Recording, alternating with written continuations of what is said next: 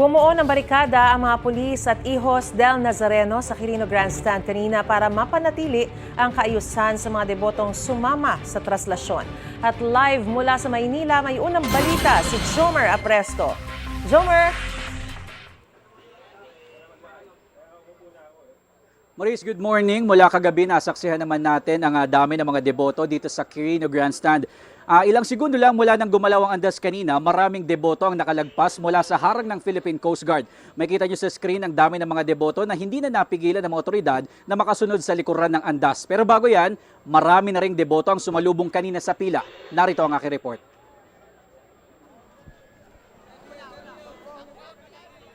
Pasado alas 2 ng madaling araw kanina nang magsimulang gumalaw palapit sa unahan ng andas sa mga deboto na yan sa bahagi ng Ross Boulevard sa Maynila. Sila yung mga sasalubong at nagbabaka sakaling mapunta sa unahan ng prosesyon tulad ng 19 years old na si Allen na kasama ang kanyang mga kaibigan.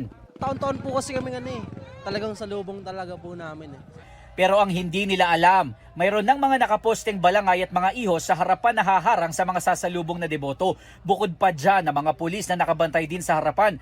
Tulad sa bahaging ito ng Katigbak Drive kung saan mismong mga pulis nang naging barikada para hindi makapasok ang mga deboto at maging maayos ang sistema. Ang ihos na si Zoren, alas 7 pa raw ng gabi nakapwesto sa unahan. Magbabantay lang po kami dito sa mga kapaligiran para po tuloy-tuloy yung diretso ng daloy ng andas po.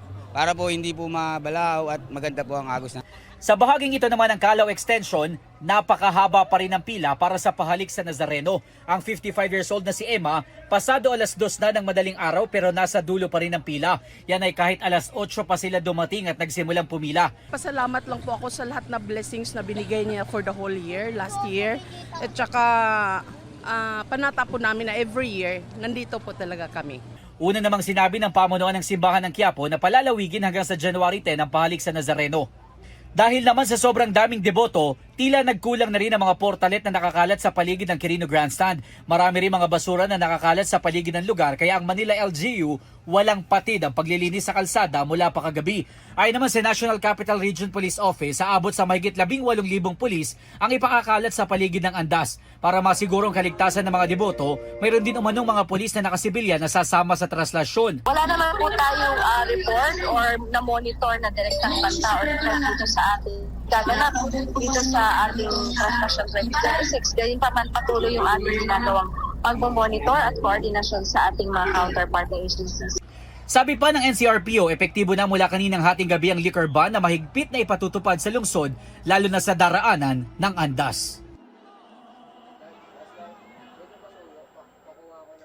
Maris, pasado alas 6 na ng umaga pero may kita nyo sa aking likuran na mahaba pa rin ang pila ng mga deboto na nais makalik sa replika ng Nazareno.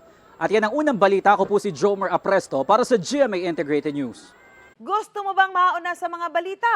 Mag-subscribe na sa GMA Integrated News sa YouTube at tumutok sa unang balita.